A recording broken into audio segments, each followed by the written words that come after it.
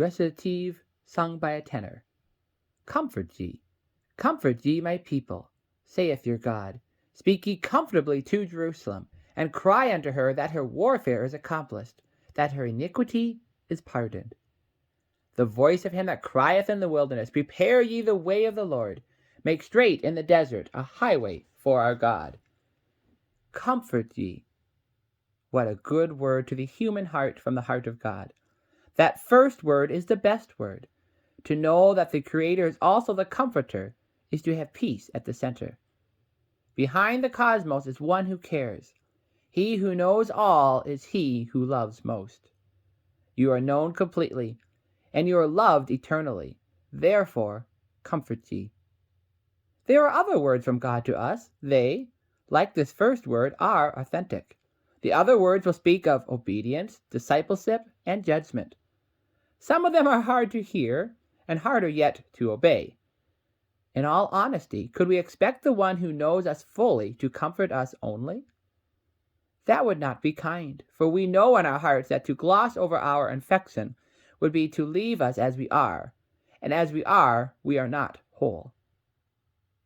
Just because our need is great, there will be words of challenge and rebuke, stringent surgery for our healing. We may not welcome those other words, but we will surely meet them on the spiritual journey. But the first word is, comfort ye. Amid our crushing burdens and those gnawing anxieties which torment us so terribly, it speaks to us.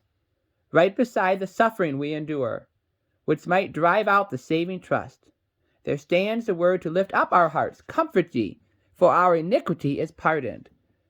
That is the news beautiful which breaks upon us in Advent. Into the wilderness of our hearts and into the desert of our despair, someone is coming.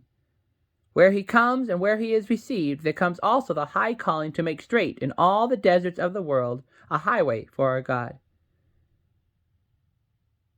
Cheap comfort is all around us. The old fakers and soothsayers still abound. They come now in glossy print and popular pulpits. We are to let the sweet fragrance engulf us, they tell us, even as we read the next chapter or hear the same sweet sermon next Sunday. They offer us a comforting assurance that we are really quite respectable, and that the tiger in our hearts is tame. He who speaks to us in Advent knows better. He knows the wilderness which we have wandered into and the wildness of the world we have in our hands.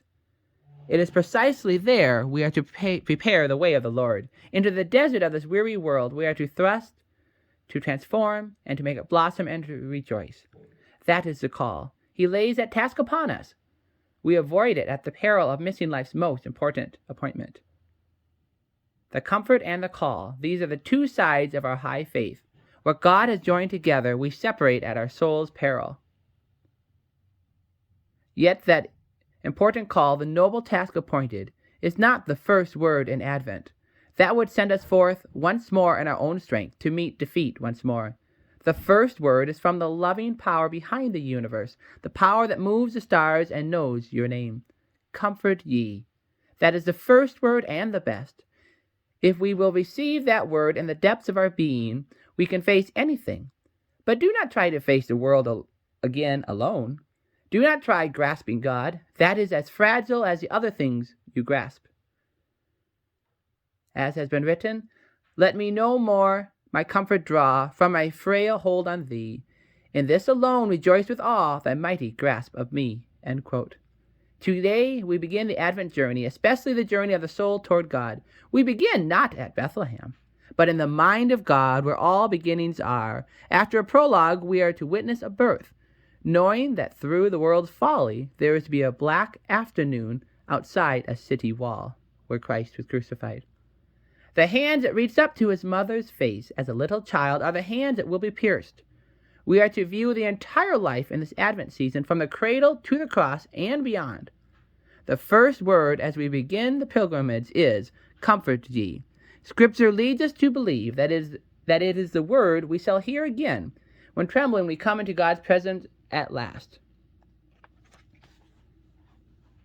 Air, sung by a tenor. Every valley shall be exalted, and every mountain and hill made low, the crooked straight, and the rough places plain. Then the chorus, and the glory of the Lord shall be revealed, and all flesh shall see it together, for the mouth of the Lord hath spoken it.